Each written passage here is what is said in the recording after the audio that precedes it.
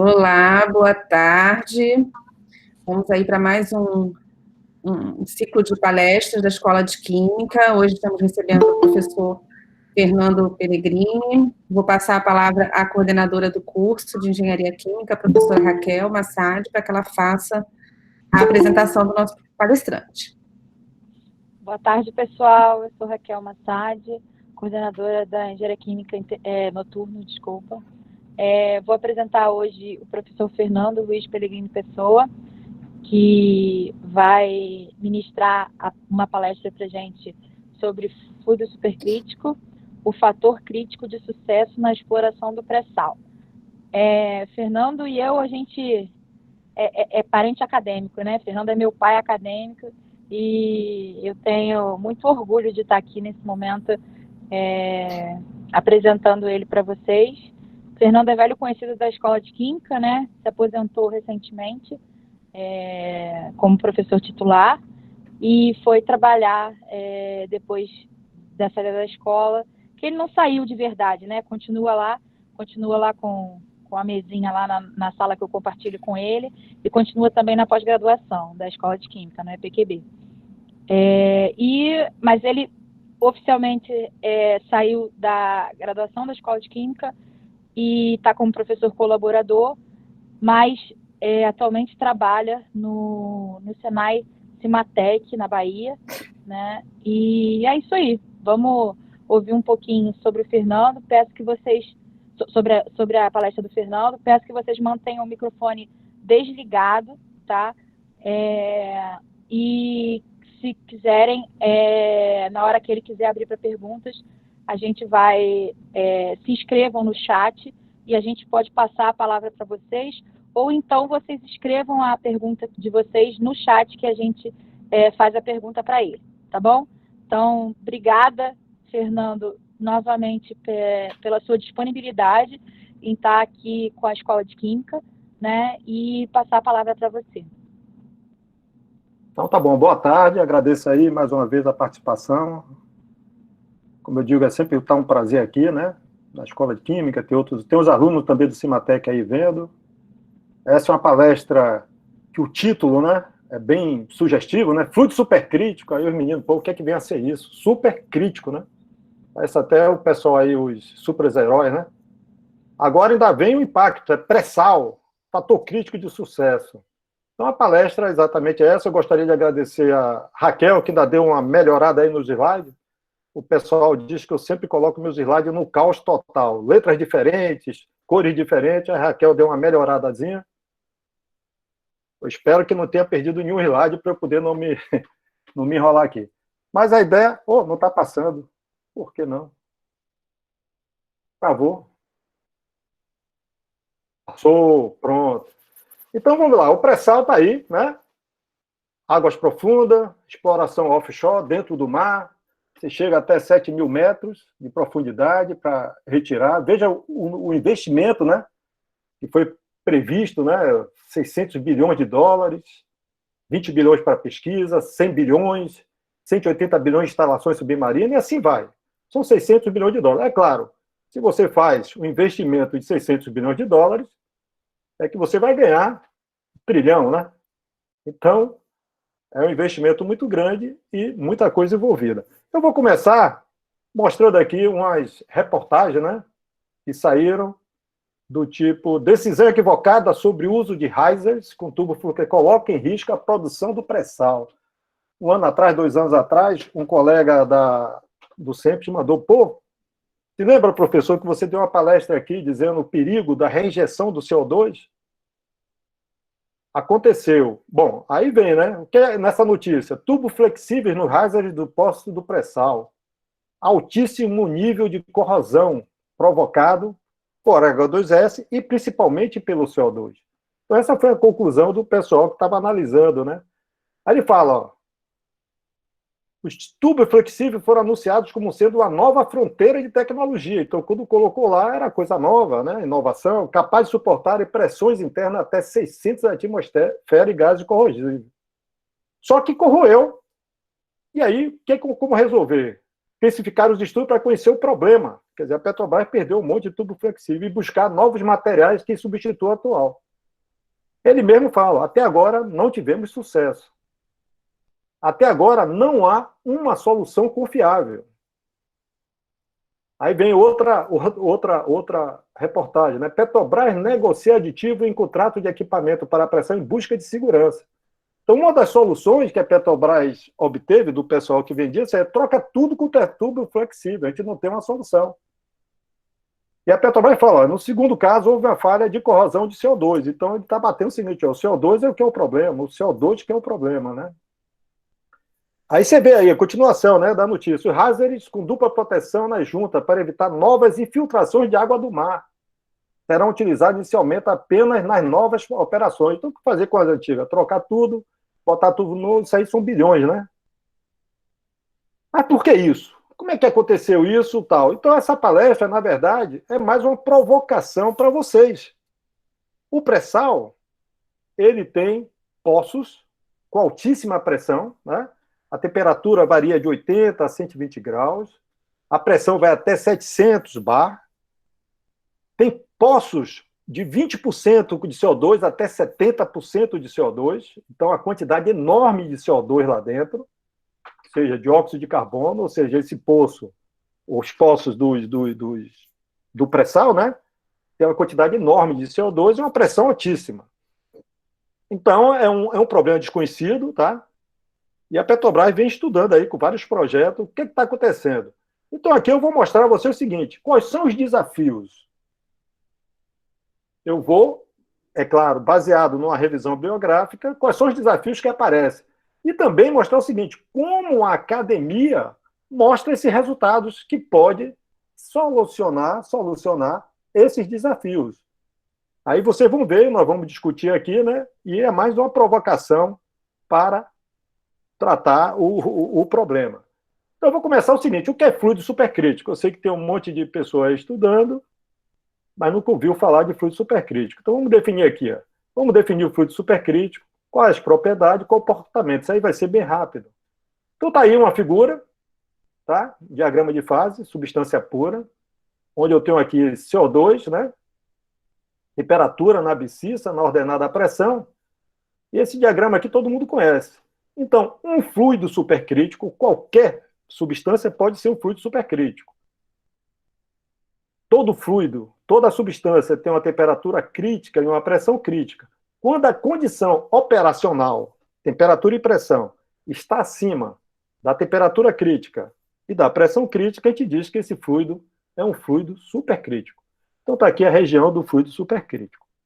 Uma coisa interessante é vocês verem que a Eita, fiz besteira, desculpe, volta.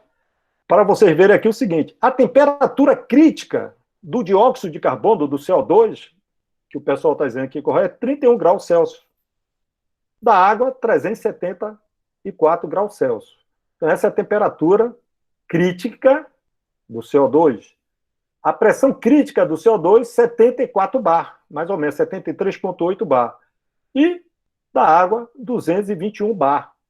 Note que eu falei que as condições do pré-sal está em torno de 400 a 700 bar. Bom, pressão maior do que a pressão crítica, tanto da água como do CO2. Então, está aqui nessa região. E a temperatura, de 80 a 120 graus. Então, note que o CO2 está no estado supercrítico. O CO2 está no estado supercrítico. A água não está no estado supercrítico, mas a gente diz que a água pode estar no estado quase crítico. Quase crítico. E aí a gente vai. Note aqui, é constante. Aí eu vou mostrar o seguinte: ó, o etileno está presente no petróleo? Temperatura crítica do etileno 9. Pressão crítica do etileno 50. E o etileno também está supercrítico. O etano, 32, temperatura crítica. 48, 49, pressão crítica. Poxa, o etano também está supercrítico. Propileno, supercrítico. Propano, supercrítico, e assim vai. Ou seja, além do CO2, nós temos outras substâncias do petróleo que também estão no estado supercrítico. Aí, E o que é que esse estado supercrítico leva? O que é um estado supercrítico, né? Note o seguinte, vou mostrar primeiro as características. Aqui eu tenho um gás na temperatura ambiente, um bar. Note a densidade do gás, baixíssima, 10 a menos 3. Viscosidade baixa. E aqui a difusividade, relativamente alta. O líquido na temperatura ambiente, note a densidade, 10 a 0, né? Está aqui a viscosidade, também um pouco mais alta, claro, do que o gás. E está aqui a difusividade bem pequena em relação ao gás. Agora note o fluido supercrítico na sua condição crítica. Note como é que fica a densidade. A densidade já se aproxima da do líquido. Veja aqui a viscosidade, já se aproxima da do gás. Quando aí, aqui tem um caso com a pressão bem maior do que a pressão crítica. Se você for ver lá no pré-sal, 4 vezes 8, né, que é 70 e pouco, 4 vezes 7, 28. Então eu estou nessa condição aqui de densidade e nessa condição aqui de viscosidade pequena e difusividade também pequena. O que acontece com essas características? A densidade dá um poder de solvência aos fluidos supercríticos. Ou seja, o fluido supercrítico ele pode solubilizar compostos como líquido, como a água, por exemplo. Então, o fluido supercrítico ele ganha um poder de solvência. E o CO2 sozinho, na temperatura ambiente, ele não é um solvente. Mas na condição supercrítica, ele passa a ser um solvente relativamente poderoso. Note que a densidade é alta. E, além, ele pega a propriedade do solvente e pega a propriedade do gás em termos de difusividade. Ele consegue penetrar facilmente em qualquer matriz, seja na rocha, seja em qualquer lugar. Então, o fluido supercrítico tem essa característica, né? Ele tem uma característica do líquido, do solvente e do gás, de poder se difundir facilmente.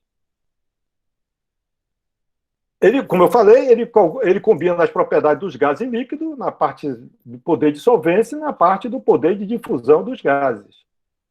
E o pior, uma pequena variação em pressão e temperatura, note se ele está escoando, ele vai ter variações grandes, né? Desde do poço até a plataforma vai ter variação, mas é uma pequena, uma pequena mesmo.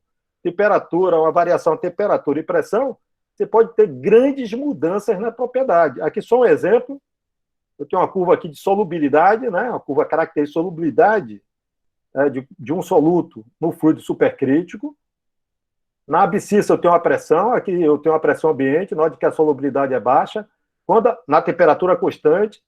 Quando a pressão vai aumentando, note que tem um crescimento da solubilidade abrupta, ou seja, o ponto crítico está aqui nessa região, ou seja, na região do ponto crítico, uma mudança pequena nas propriedades faz uma mudança muito grande, note que a derivada, né, é alta, tem uma mudança muito grande na propriedade. E não é só com solubilidade, é qualquer propriedade ocorre esse tipo de comportamento nessa região supercrítica.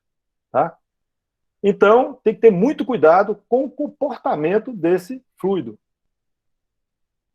E aí, como calcular essas propriedades para entender o que está acontecendo no pré-sal? Esse é o grande problema. Então, aqui, ó, quais são as propriedades básicas? Eles dividem a literatura em propriedades intrínsecas, né, que é a densidade, que depende de pressão e temperatura. Note que ele mexe na constante dielétrica, isso aqui é um fator importante lá no pré-sal, principalmente na corrosão. Ele mexe na viscosidade, ele mexe na difusividade e no poder de solvência. Note que tudo isso aqui é influenciado por essas condições e, no fluido supercrítico, essa variação, essa dependência é bem sensível. Qualquer mudança pequena, todas essas propriedades têm uma mudança grande. Então, o primeiro desafio é o seguinte, como calcular essas propriedades? Porque, note, se eu estou a 5.000 metros, 6.000 metros, tudo que eu estou prevendo lá embaixo é chute, porque como é que o pessoal obtém esses dados? Ele extrai, chega lá na plataforma, né, tem um separador água de produção, petróleo, gás, ele separa, depois ele mistura, tentando fazer uma mistura sintética, o mais parecido com o que está lá no poço, e vai numa célula PVT ou no equipamento para medir as propriedades. Então, note que, na verdade, já tem esse erro embutido e O desafio é pegar esses dados experimentais e calcular essas propriedades, transformar num modelo matemático, né, num modelo que a gente chama termodinâmico. O nome modelo termodinâmico é um modelo matemático que representa o comportamento termodinâmico, e aí, para poder descrever lá nas condições do pré-sal e saber o que está acontecendo. Então, o desafio maior, nível de entendimento nas interações intermoleculares em fluidos densos, dificulta os cálculos na maioria. A gente precisa de dados experimentais. Note que antes eu falei o seguinte, não é só o CO2 que é um fluido supercrítico. Você pode imaginar o fluido supercrítico seguinte, um gás denso, tipo fumaça, né, um gás denso, ou um líquido expandido. Você pode pensar nesses dois tipos de modelo. Agora imagine, eu tenho gás denso 1, gás denso 2. Será que eu tenho duas fases supercríticas? Tem muito tempo que eu não faço a revisão biográfica, né? Mas será que tem dados de equilíbrio de duas fases densas? Deve ter já na literatura. Mas será que está acontecendo isso no pré-sal? O que acontece lá? Eu tenho a fase óleo, a fase água, fase supercrítica, ou seja, o CO2, mais rico em CO2, e tem outros gases supercríticos. Será que eu tenho mais do que 3 fases? Como é que eu vou pensar? Né? Então, eu preciso de dados experimentais nessas condições. Você vai ver que a necessidade de dados experimentais vai percorrer, né, toda a discussão aqui. Eu não tenho esses dados experimentais que me dizem, naquelas condições, o que é que está acontecendo. O pessoal está focando só no CO2. E o comportamento, né? Note que eu estou falando de componente puro. Agora, note quando eu faço uma mistura, aí, o pessoal que estudou já termodinâmica, ele faz o envelope de fase. Né? O envelope de fase é um gráfico que vai determinar o comportamento de quantas fases estou formando, que fases são essas. Então, o conhecimento do envelope de fase é importante para diminuir o esforço experimental e os cálculos. Se eu conheço o envelope de fase, eu posso criar um modelo. Note que eu posso fazer um modelo simples, perdoe-me o simples, tá? Um modelo que vai desde do poço até a plataforma, verificando qual o comportamento desse sistema, né, ao longo do perfil de pressão e temperatura na tubulação. Porque, além dessas fases, pode formar também sólido. Precipitação do asfalteno, parafinas pesadas, etc. Porque o fluido supercrítico, ele age, você vai ver, eu vou falar mais de uma vez, mas também pode agir como antissolvente. Além de solubilizar, ele pode forçar a precipitação de um composto. Ele pode formar sólido. Na verdade, o fluido supercrítico é tão poderoso que ele abre, né, deixa um vazio, deixa o composto lá mais pesado solto, ele precipita. Então você pode ter mais do que 3, 4, 5 fases. Aqui é só para dar um exemplo do tipo de gráficos que nós temos, né? Eu só estou dando aqui, são 7, mas eu coloquei só 4 aqui. Tipo 1, quando é CO2, etano, parafina normais, chamado mais simples, não tem problema nenhum, tamanho e forças intermoleculares similares. Um gráfico tipo 2, CO2 e N octano. E aí, será que o Magrão agora vai carregar? Que, rapaz? Bom. Tipo 3. Tá com monitor bom, isso que importa. Tem algum áudio aberto aí? Tipo 3. Fernando, tem sim. Peraí, eu vou tentar desligar. Não, mas o gráfico tipo tentando, 3... mas ele sumiu da minha tela. O gráfico tipo 3 é uma mistura de etano com hidrocarbonetos, propano com hidrocarbonetos, CO2 com hexadecano. Note que todo esse tipo de comportamento de fases apresenta lá tá lá no pré-sal. Tipo 4, hidrocarboneto água, está lá no pré-sal. Note aqui os gráficos. Isso aqui é o normal, líquido vapor, tranquilo, e aqui puro. Quando você vai aqui para o tipo 2, líquido vapor, 3 fases. Tipo 3, líquido vapor, um pouco mais complexo. Aqui já vai ser líquido vapor, líquido vapor, líquido vapor, com comportamentos que nós temos que determinar.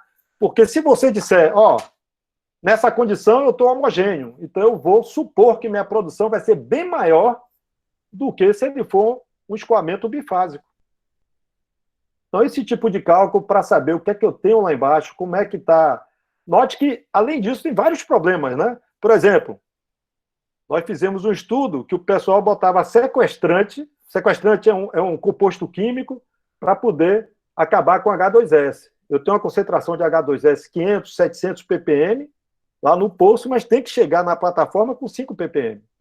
Quando eu botava sequestrante, na verdade era triazina, pô, não conseguia ter o efeito que esperava. Por quê? Foi uma tese de mestrado que eu orientei na escola de Química. Com o fluido supercrítico, olha que coisa interessante. A triazina ia para o fluido supercrítico, então não reagia com H2S que estava dissolvido no óleo. Então ele não era tão eficiente para converter o H2S em outros compostos, né? Hoje o pessoal usa glicose, etc., que é menos tóxico, mas note que a influência, você não conhece o que está acontecendo lá dentro, você vai gastar muito mais dinheiro. E note aqui, ó, são dados experimentais mostrando aqui um tipo 4, que é líquido, líquido, vapor, tudo acontece lá dentro do pré-sal. Posso também ter o quê? Como eu falei, só do líquido vapor. Note que esses diagramas de fase são diagramas experimentais, tá? Aqui é a mistura contendo um componente leve, no caso CO2, e um sólido.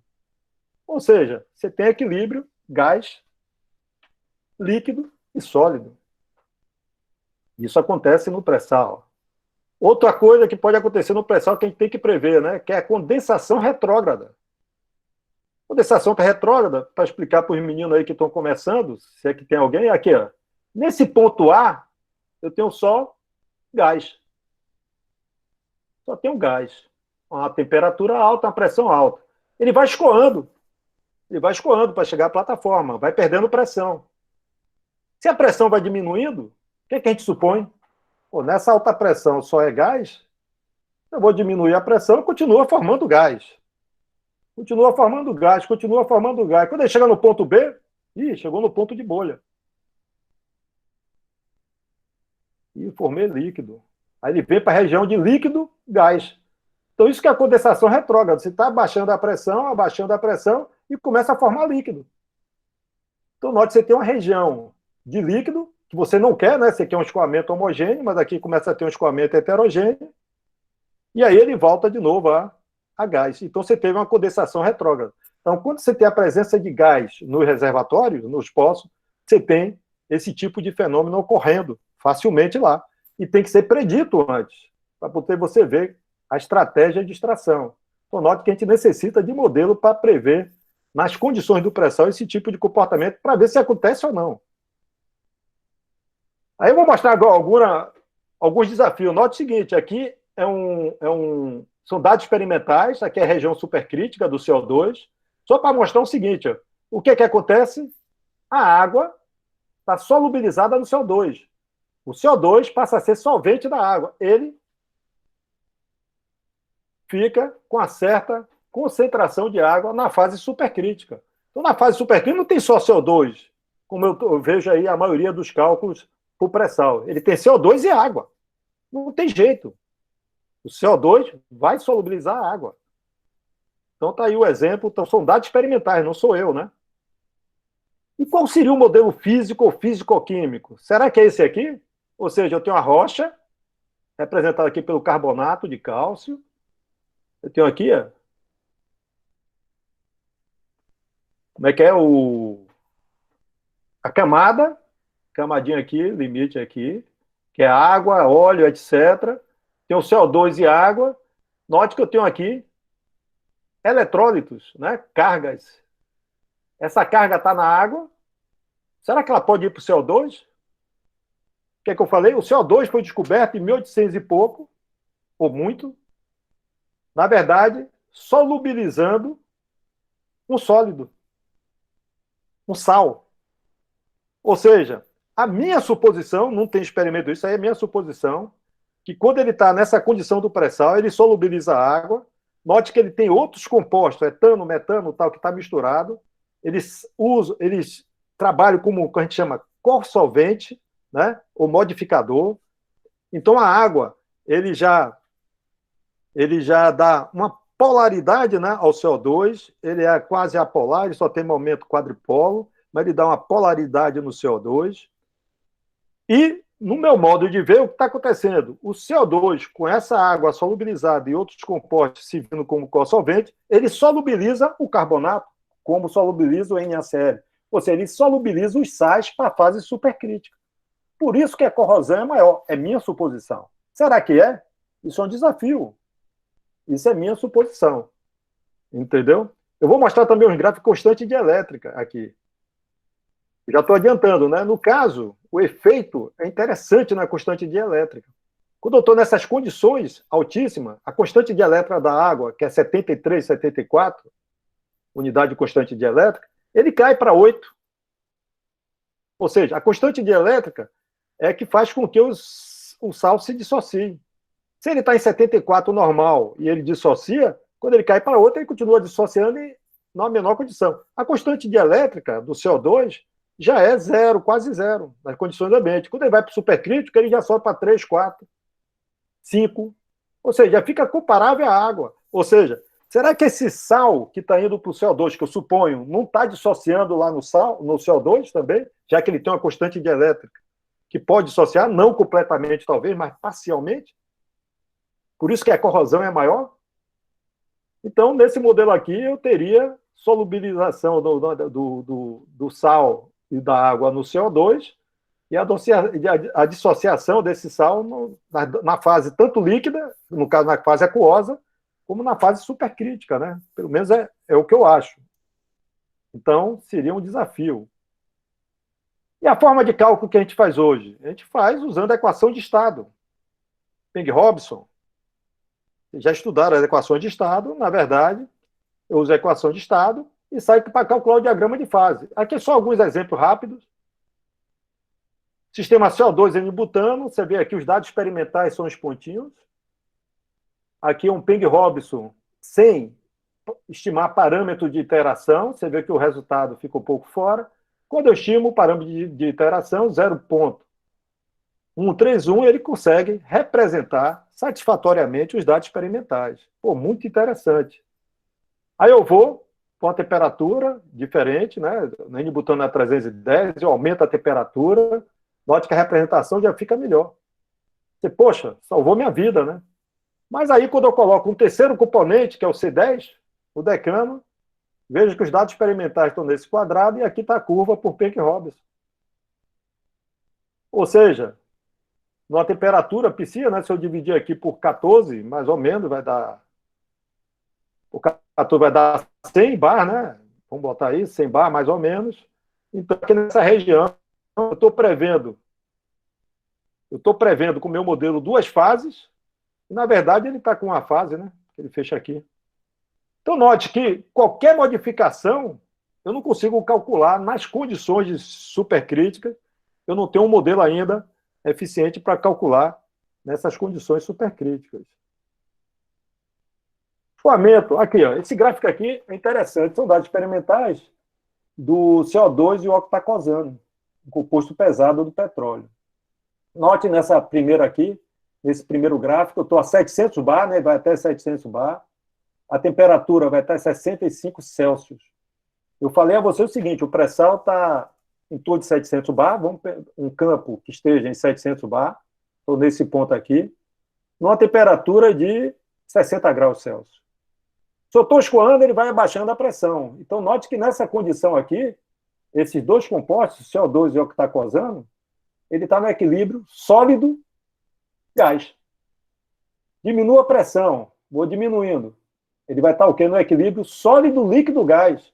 Note que no escoamento, eu quero que seja o mais, entre aspas, o mais homogêneo possível, para poder ter uma produção maior. Se eu tenho sólido, a perda de carga aumenta. A perda de carga aumenta, a minha produção diminui. Então, note que aqui era sólido-gás, ele cai para sólido-líquido-gás, depois ele vai para líquido-gás, depois ele volta para sólido-líquido-gás, depois volta para sólido-gás. Então, esse é o comportamento do sistema binário. Agora, imagine vários fluidos supercríticos e vários compostos, né? O petróleo, grãos de compostos, de leve a pesado, né? Embora o petróleo do pré-sal não seja tão pesado, é um petróleo mediano, tá? Mas note que todo tipo desse comportamento a gente tem que prever. Outro problema que é um desafio, a gente está pensando só em CO2, mas se o CO2 tem a presença de qualquer impureza, muda muito as propriedades termodinâmicas. Muda muito, muda muito. E note que todos os cálculos que você vê na literatura é só com CO2. A gente não bota o que tem lá embaixo, não, metano, alguma coisa, tem alguns trabalhos que estão colocando, mas a gente tem que levar em conta não só o CO2 nesses estudos, mas a influência também das impurezas que tem no pré-sal. Logo, a gente precisa de um modelo que consiga levar isso em conta. Aqui, recuperação, né? O pessoal, quando furou, né, o poço lá no pré-sal, quantidade enorme de CO2, o que é que eu faço com esse CO2? Não, vamos reinjetar de novo. Aqui, ó. Reinjeto o CO2 e ele vai empurrar todo o petróleo. Isso é verdade. Note que se eu reinjeto o CO2 na condição do pré-sal, ele está supercrítico. Como eu falei, ele tem um poder de difusão muito grande, ele vai penetrar na rocha e empurrar o petróleo. Mas também ele tem o quê? Um poder de solubilidade muito grande, um poder de solvência muito grande. Então, tudo que ficou na linha, ele vai limpar. Um exemplo simples é o seguinte: eu emprestei o carro a um amigo meu, eu só boto gasolina comum. Aí emprestei um fim de semana, ele queria sair com a menina, emprestei o carro, ele saiu. Quando eu peguei o carro não pegava. Eu disse, rapaz, o que você fez com o carro? Não, eu enchi o tanque. Eu disse, que gasolina? Ele botou gasolina aditivada. O que ele fez? Ele estragou meu carro, eu tive que limpar o motor todo, porque aquela gasolina solubilizou toda a impureza que minha gasolina comum tinha deixado, e saiu entupindo tudo. Isso que eu acho que acontece quando você reinjeta CO2 no pré-sal. Ele limpa aquilo e vai jogando lá na rocha, né? Toda aquela porcaria, entupindo lá a rocha, né? Os poros da rocha, aí dificulta mais. Isso aí, eu provocando vocês, ele dificulta mais a exploração do petróleo. E, fora isso, tem outros problemas operacionais. Quando você reinjeta o CO2, o que é que ele faz? Eu fiz um trabalho com o Célio, daí da COP. O trabalho foi muito interessante, né? Porque ele pesquisa aquele revestimento para evitar corrosão. Então, no ambiente supercrítico, o que acontece com esse revestimento na tubulação? Ele incha. Se ele incha, os poros aumentam. Se os poros aumentam, aquela água de produção vai todo pelos poros, sair corroendo tudo.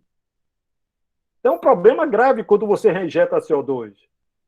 Porque ele, de fato, além de sujar tudo, impactar, ele aumenta a corrosão. Além de ele aumentar a corrosão na própria fase, ele detona todo o revestimento. Porque não tem jeito, ele tem um poder de difusão grande e vai lá e e incha mesmo o polímero, já está aprovado. Como eu falei, ele deposita os compostos pesados e principalmente asfalteno, porque tem um trabalho de deposição, ele funciona também como antissolvente. Ele funciona como antissolvente. Na verdade, o CO2 ele funciona como bandido e como mocinho, né? Quando ele entra em qualquer líquido, ele entra no líquido e faz o quê? Um afastamento da molécula. Então, ele cria um vazio e faz com que deposite. Tanto que o pessoal usa o CO2 para micronização. No lugar do spray dry, ele usa o CO2 para você micronizar, porque você bota a mistura, por exemplo, de um solvente com fármaco, por exemplo, né? Esse solvente. Dentro do solvente, com fármaco, você bota um polímero, né? Um biopolímero, e aí você bota o CO2, na verdade, em alta pressão. Aí você faz uma expansão rápida, aí você sai as pílulas no tamanho até nano. Já tem estudo, né, mostrando que a influência da condição de pressão e temperatura nessa micronização é que faz com que ele saia com um tamanho menor. Tá? Então, você pode usar como antissolvente. Você coloca, ele precipita isso aí, você faz uma expansão rápida e aí ele sai com esse produto, né, que são as pílulazinhas uniformes.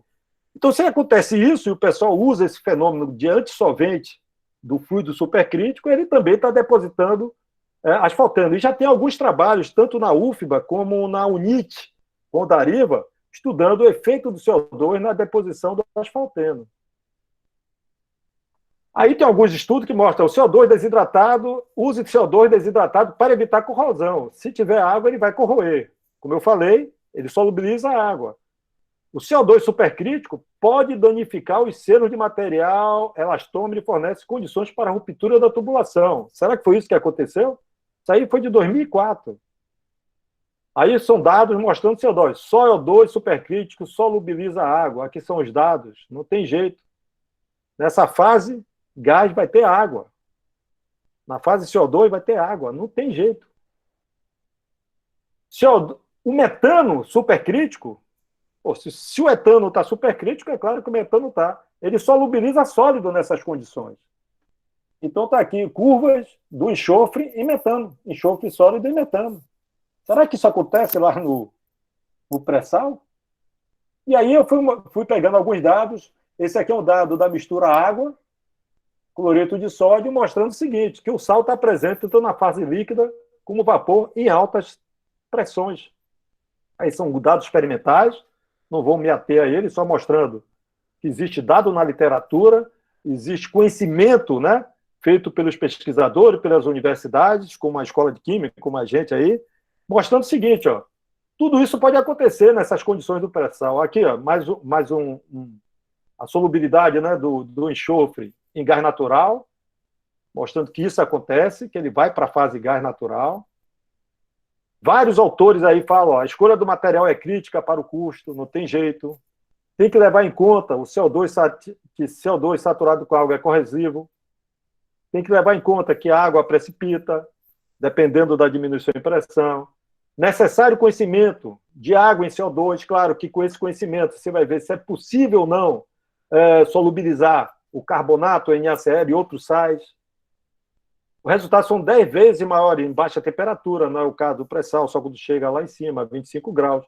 A presença de metano diminui a solubilidade de água, ou seja, a água só precipita em alta pressão. Então, são todos fenômenos que a gente não está levando em conta dentro do pré-sal.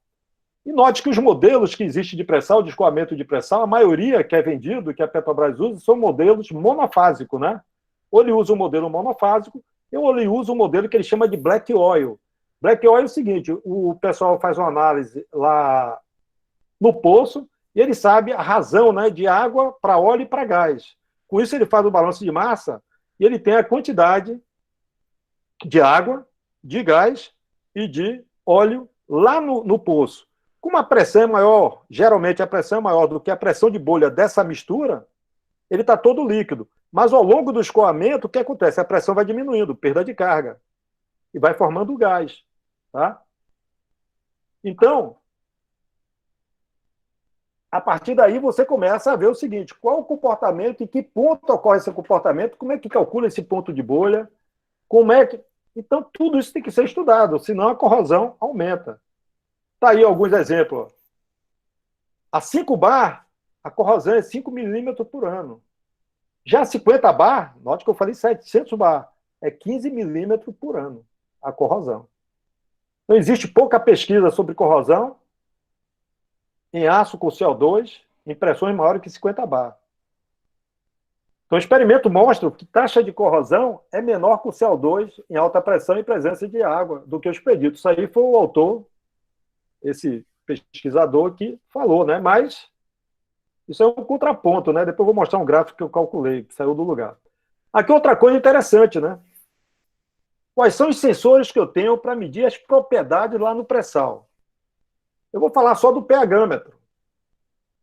Eu achei interessante o pH-metro, foi uma pergunta, logo que o pré-sal foi descoberto, o pessoal perguntou assim, eu não consigo um pH para alta pressão, que me deu um dado acurado, preciso. Por quê? Eu fui dar uma olhada. O pH-metro, na verdade, é um sensor, né, que mede a concentração, está aqui, ó, a concentração, a força eletromotriz aqui, e aqui sai o pH. O pH é o lógaritmo da atividade.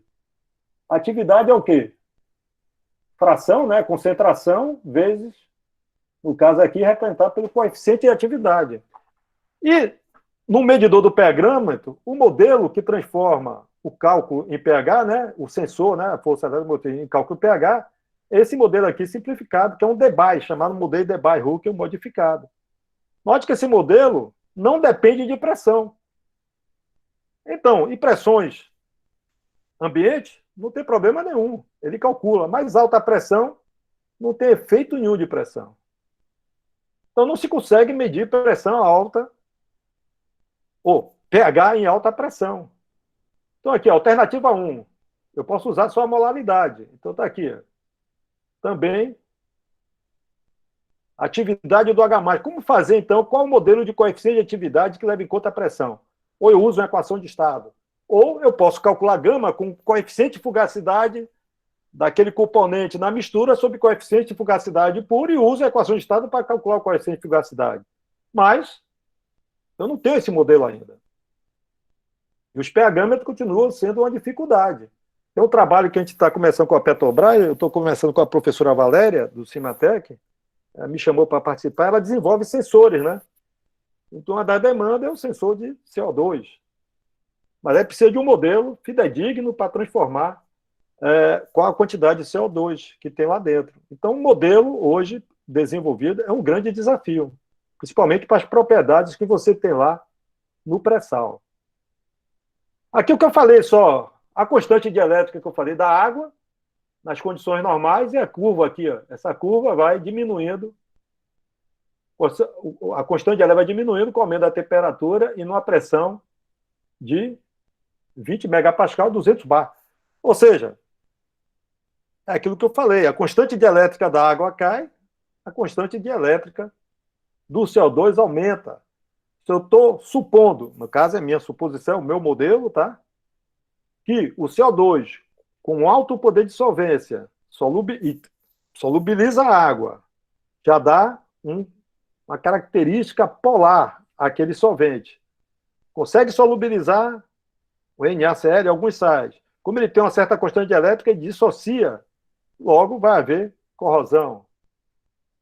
Ou seja, a constante dielétrica também tem uma variação grande com a pressão nas condições supercríticas. E aqui são alguns exemplos da variação da constante dielétrica medida, né? Eu cheguei a fazer um trabalho na Escola de Química com o Reinaldo Mirri, quando estava na UERJ, foi meu aluno de mestrado e doutorado. Hoje ele está no Cimatec, trabalhando. Nós fizemos uma revisão dos modelos para prever a constante dielétrica do CO2, tempo atrás, né? Mas aí está mostrando aí a constante dielétrica versus densidade do CO2 e metanol, ou seja, de mistura. Imagine lá dentro do pré-sal. Não temos essa medida ainda. Aqui é o efeito sinergético, né? Sinergia entre SO2, H2S, etc., com água e CO2 supercrítico saturado em água. Ou seja, qual é o efeito que tem isso na corrosão? Então, note que do lado direito aumenta muito a taxa de corrosão quando eu tenho uma mistura na fase supercrítica. Isso aqui é bem crítico hoje no pré-sal, né? Porque o custo de tubulação é muito grande, o custo de revestimento é muito grande. Então, são dados que nós temos de nós mesmos, ou seja, a academia. São dados da academia. Por que não aproveitar? E dos projetos Petrobras, né? O que é que está acontecendo? A degradação química. Devido ao CO2 supercrítico saturado com a água e devido à água saturada com CO2, eu fiz um modelozinho simples, né, baseado nos dados experimentais. Note que a curva aqui em rosa é a corrosão, dado de corrosão, quando eu tenho água, isso aqui em cimento, tá? Água em CO2 supercrítico. Aqui, mais escuro, é CO2 supercrítico em água. E aqui, ocorrendo nas duas fases, aumenta em sobremaneira a taxa de corrosão, tá? Então, cuidado. Escoamento, né, de CO2 miscível, injeção de CO2. Quando a gente injeta tenta uma recuperação, né? Recuperação primária, ele sai com a própria energia do poço, como se diz na teoria, né? Recuperação secundária, terciária, avançada, você está jogando o fluido lá dentro para empurrar o petróleo. Você tenta empurrar o fluido de forma que você alcance a miscibilidade do que você está jogando lá dentro, você está injetando no poço, para que tenha uma fase homogênea. A gente chama essa condição de PMM, é pressão mínima de miscibilidade. Ou seja, qual é a pressão mínima que eu tenho que injetar esse composto de forma que ele fique completamente miscível. Eu não quero que forme 2, 3 fases. Então, a miscibilidade é controlada pela pressão e composição do óleo e composição do fluido para deslocamento. Note que o pessoal está injetando CO2 na condição supercrítica. Se eu não tenho modelo, como é que eu vou prever isso? Será que eu vou conseguir uma fase? Vocês viram pelos diagramas de fase que eu tinha uma fase, 2, 3, 4. Será que eu vou ter 2 fases supercríticas? Trocando, né? Trocando substância? Então, tem várias recomendações: verificar a solubilidade da água em CO2, verificar corrosão e escoamento real, verificar a utilização de inibidores. O pessoal joga inibidor lá, mas, como eu falei, quando a gente jogou um inibidor, vamos chamar de inibidor, mas sequestrante de H2S, ele foi para a fase supercrítica, então a eficiência dele diminuía em termos de sequestrar o H2S. Modelos, o pessoal vem tentando aí, o pessoal em termodinâmica, que leva em conta CO2, né, em altas pressões. Verificar o efeito de outros compostos, como H2S, nas propriedades dessa mistura. Então, note o seguinte: imagine que o petróleo tem um monte de componentes. Quando a gente calcula ou tenta desenvolver modelo, a gente supõe uma mistura sintética. O que o pessoal usa hoje, análise composicional, né? O pessoal faz as curvas de pressão de ebulição verdadeira, etc. Gera os pseudos componentes. Vamos botar aqui, ele pega o C1, C2, C3, C4, C5 até C6, pega o C7, abre em pseudocomponente, usa correlações empíricas, Dalbert, Riase, etc., etc., para gerar as propriedades do pseudocomponente. Note que quanto erro embutido, né? Isso aí é por petróleo. Agora, o CO2, ele considera CO2 puro, misturado com não sei o quê, e o gás natural. Esses efeitos todos. Então, quais são os desafios? Quais são as conclusões? Sinceramente, não sei. Vocês que vão dizer o desafio e vamos discutir aqui qual é a conclusão. O que é que a Escola de Química faz? Eu estou tentando trazer para o Cimatec. Foi desenvolvido aí na tese aí da Anamel, principalmente, depois outras teses vieram, método visual, método acústico. O método visual, na verdade, é medir os dados de equilíbrio de misturas, né? O Fábio também, que está aí hoje, trabalhando aí na escola, junto com a COP, Fábio Nascimento, Anamel, Raquel, está tudo aí no GIPQ, tá? Esses equipamentos. É equipamento para a gente medir dados de equilíbrio de fase e alta pressão. Então, a gente precisa ter esse equipamento, como a gente precisa também ter células PVT. Eu acho que o professor Raja Gopal tem, o professor Papa tem, né? Células PVT deve estar chegando, Raja com certeza tem, mas medir esses dados nas células aí que nós temos, que mede dados de sistema multicomponente com CO2. Nós não conseguimos, na época que eu estava aí, medir com água, porque começou a corroer. Na verdade, o Fábio tentou, né, a gente faz mistura sintética, tentando representar o petróleo. Quando a gente colocou água, a pressão diminuía, provavelmente formava ácido carbônico, né, CO2 reagia com água e começou a ter uma corrosão, né? Então a gente parou de jogar água para não estragar nosso equipamento. E aí a gente começou a estudar o comportamento de fase, né? De CO2 com vários compostos. Aqui está com C10, mostrando aqui o ponto de bolha, tá? Aqui já tem uma região de líquido vapor, aqui são os dados experimentais. Não me lembro de quem é essa tese. CO2 daqui devia ter colocado a referência. Pegamos aqui um RAT. RAT, na verdade, é o resíduo atmosférico, né? Um composto pesado, mas bem mais leve que o petróleo. Está aqui. Quando a gente foi tentar medir CO2 no RAT, a gente não conseguia ver nada, né? Pô, se você não consegue ver nada, método visual, ele é filmado, gravado no computador, a gente saía para olhar, assim, cadê o ponto de bolha, cadê o ponto de orvalho? Aí foi desenvolvido na Escola de Química o método acústico, né? A gente desenvolveu aí, foi na tese da Anamel, professora Anamel. Ele tem o transdutor, né, de ultrassom, alinhado ao dois visores, foi pensado, foi trabalhar junto com o professor Lúcio, da Universidade de Maringá. Então, foi construído, a gente não patenteou, acho que foi um vacilo, a gente não está acostumado a isso, né? Eu, pelo menos, não estou. Então, é um método visual e acústico simultaneamente. Aí você tem aqui, ó, o sinal, ele vai o sinal, aí tem duas fases, note que tem aqui o sinal. Quando aparece a primeira bolha de vapor, ele atenua o sinal. Então, você consegue identificar o ponto de bolha. Então, esse equipamento foi montado aí no GIPQ, nosso laboratório aí na Escola de Química. Me permito dizer nosso, né? Aqui, e a gente publicou um trabalho, porque a gente usou o CO2 etanol, que eram dados, CO2 etanol, você tem vários dados na literatura. Então, a gente falou o seguinte, ó, nesse equipamento que nós construímos, junto com o Lúcio, ele consegue ter uma precisão muito grande, tanto do ponto de vista, aqui é um método acústico, bater de cima, com aquela atenuação. Ou seja, essa mistura de petróleo, a gente pode misturar petróleo com CO2, que hoje a gente consegue medir, né? Note que ele bate com o visual, Então, a gente consegue medir aquilo que a gente não estava vendo com o visual. Então, o trabalho que foi publicado, e muito legal esse equipamento aí. Aqui são os dados do Dariva, né? Lá da UNIT, de Sergipe, mostrando aí a precipitação do asfalteno, como eu falei, em presença de CO2 supercrítico. Então, note que pode ocorrer a fase sólida, né? Pode ter precipitação já desde o começo do escoamento líquido, o escoamento líquido, né? Você está lá tudo líquido, mas está precipitando o asfalteno. A gente não sabe. Mas o Dariva tem esses dados aí, são vários dados, né? Eu estou mostrando o seguinte, como a academia dá informação para a gente resolver o problema. Jornal aí mostrando também no transporte, CO2 com impureza, corrosão, são vários dados que nós temos. Hoje o pessoal tenta trabalhar, que vejo interessante, que ele chama de tecnologia da água inteligente.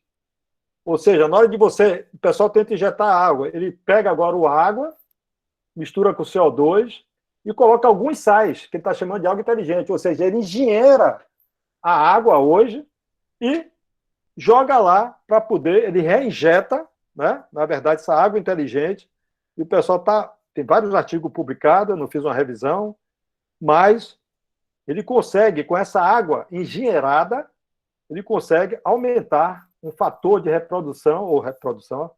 um fator de produção maior do petróleo, né? Então, ele está usando essa para recuperação avançada de petróleo. Então, ele engenheira a água, mas eu preciso de um modelo antes, experimento, para ver se realmente eu consigo engenheirar essa água e qual é a quantidade que eu vou, de fato, recuperar de petróleo. Então, existe essa linha de pesquisa, né, de água engenheirada. Eu me lembro que alguém me falou que alguém na COP está fazendo esse tipo de estudo, ou é na PUC? Bom, a idade é uma desgraça, não se preocupe não, vocês vão chegar lá. Aqui mostra que o uso dessa água engenheirada diminui a tensão superficial, né, na rocha, é um estudo aí, muito legal. E as conclusões finais é o seguinte, o que eu acho que está acontecendo? Tem vários conhecimentos em vários lugares, em vários grupos. Note que a própria escola de química, espero que não continue assim, né? Ou, quando eu trabalhava, os grupos trabalham em separado, com conhecimentos em separado. A gente, às vezes, a gente trabalhava em coisas até iguais, mas ninguém sabia o que o outro estava trabalhando. É uma desunião em termos disso aí, né? Em termos de conhecimento científico, absurdo.